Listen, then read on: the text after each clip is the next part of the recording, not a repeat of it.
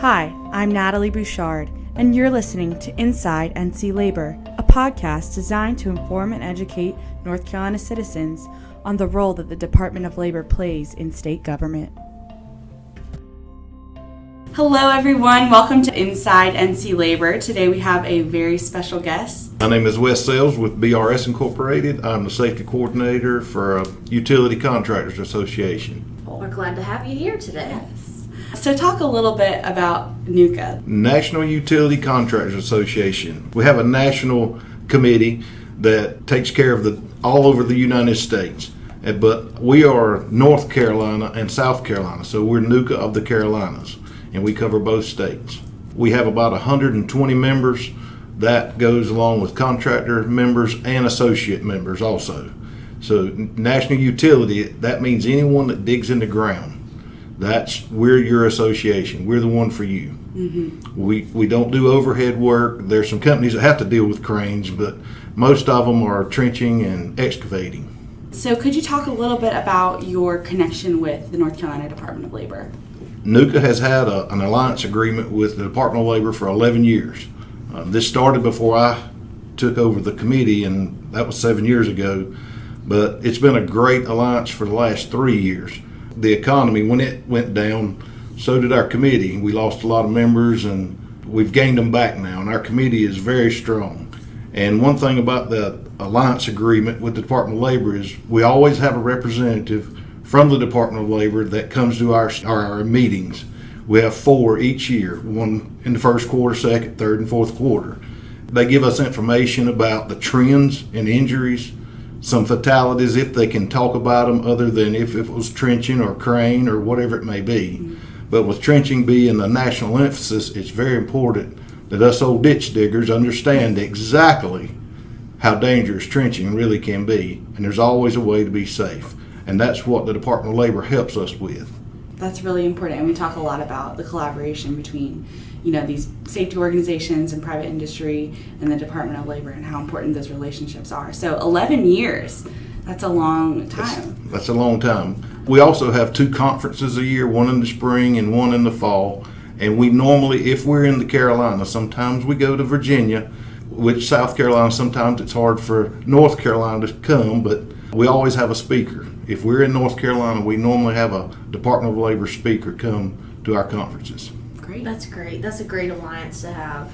Well, with the Department of Labor, safety is number one. Mm-hmm. So we try to communicate that with our NUCA members also, that safety is always the forefront. No matter what type of job you're doing, mm-hmm. safety has to be number one because mm-hmm. it's about our people. Exactly. That's what Commissioner Berry always preaches on. We want the worker to go home safely every night. Commissioner Berry spoke at we had a social in Raleigh in February, and mm-hmm. she came, and she is wonderful. Mm-hmm. She is great for the working community as well as, I would say, the Department of Labor also. But she really wants those workers to go home every day. Right, exactly. So there's a stand down coming up, the trench safety stand down. So do you want to explain a little bit about that and what it entails? Each year, National NUCA puts out a stand down for trenching, and they want companies, no matter if you're a NUCA member or not, to stand down for trenching. Take some time out, whether it's a toolbox safety talk, whether it's an 8-hour meeting or what. We want you to stop and focus on trenching just a little while. Talk about safety with your folks, with your people. For me and our company, I will be tired of pizza and chicken wings next week when I start meeting with all of our crews, because we take about an hour to hour and a half and go over questions that I present to the crew about safety. You can go online to the National NUCA website, and when you do this, you can register your company, and they'll send you hard hat stickers, and they want to keep a total number of how many people did we reach with our national emphasis on trenching and our trench safety stand down. And it's very important, and it's grown every year since we started this. So we look forward to this starting Monday, and it'll last all week. That's so important to take that time out and really emphasize the importance of safety. What are some of the goals of the trench stand down? To prevent fatalities. Right. Prevent cave-ins. We want people to know that there's always a way to work in a trench and it be safe, whether it's 3 feet deep or 23 feet deep. There's always a way. You have options. Stop. That's what having that competent person out on that job site is, making sure they have the authority that they can stop work, make sure that they can recognize the hazards that they're working around, and they can protect their employee, because even if it's a safety person like myself, I'm not on every job site. So you have to empower your people and believe in them that they can stop work if an unsafe condition arises. That's what it's about.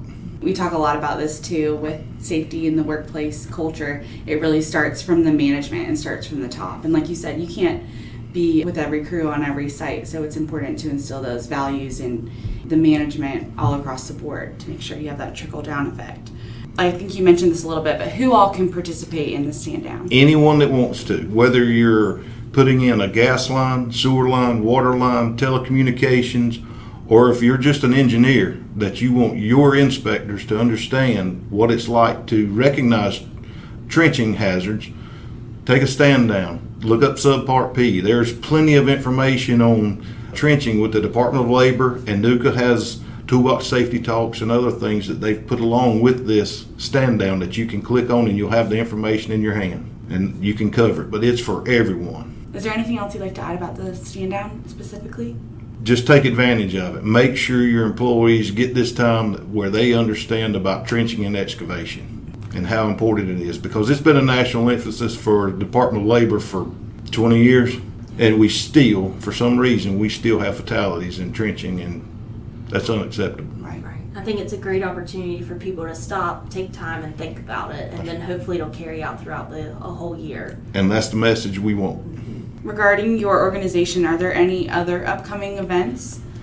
NUCA, we always have upcoming events. Mm-hmm. We have the trench safety stand down coming up next week. There's a golf tournament that we used to make money for the association. Our next safety and risk management meeting will be on August 13th at TA Loving and Company in Goldsboro. And then our fall conference this year, we are going out of state, but it is at Homestead Resort in Virginia. We're always looking for new members. If you're interested in being a member of NUCA, please contact me. I own the website of B.R.S. Incorporated. My email address is on it, and we'll get you the information of being a new member. But if you are in the trenching world, again, we are your association that you need to join. Great information. What are some of the resources that you all offer? Our safety committee is really the biggest committee that we have within the association. We normally have about 20 to 25 members. If you're not a member and just want to come to one of our safety meetings, please feel free to. After that, I believe you'll want to be a member with NUCA. It's strong just because of the companies that are allowed to come, and we try to travel around. We go from the eastern part of the state even to the western part and move our meetings around so everyone has a chance to attend. Our meeting was in Raleigh. Then we had one at the North Carolina 811 office in Greensboro, which was very good because anyone that performs trenching knows about the one call laws, and they're part of our committee also, the 811 group, which is great for anybody that's digging in the ground. So is there anything else you want to add today?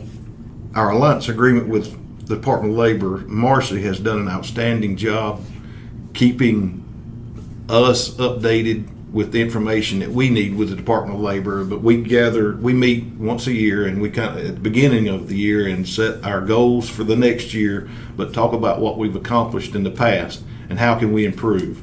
And this year she had us join in with the construction forums. So I put a team together of a few speakers, and we talked about trenching and education. I think it was different that we've got contractors that are coming and speaking to us about Subpart P instead of maybe an inspector or a compliance officer or that. How do we really view it from the contractor side of things? And again, we all agree that there's a way. The toughest jobs in the world, if people would just stop and think about, that was our message. If they think about what they're doing, they can still accomplish it and be safe, and everyone go home at the end of the day.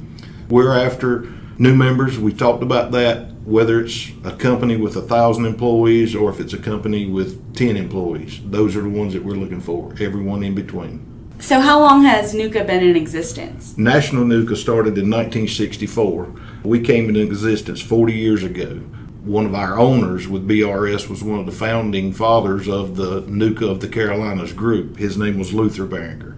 And next year, kind of ironic, the president of B.R.S. Incorporated will be the president over our North Carolina Utilities group.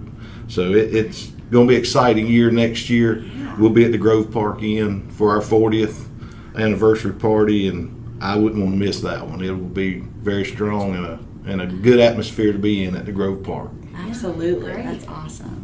Thank you so much for being on the podcast today. Thank you. We appreciate what the Department of Labor does for all the working men and women in the Carolinas and what you do for the NUCA Association. Thanks so much for tuning in, y'all. Remember, your safety is our priority.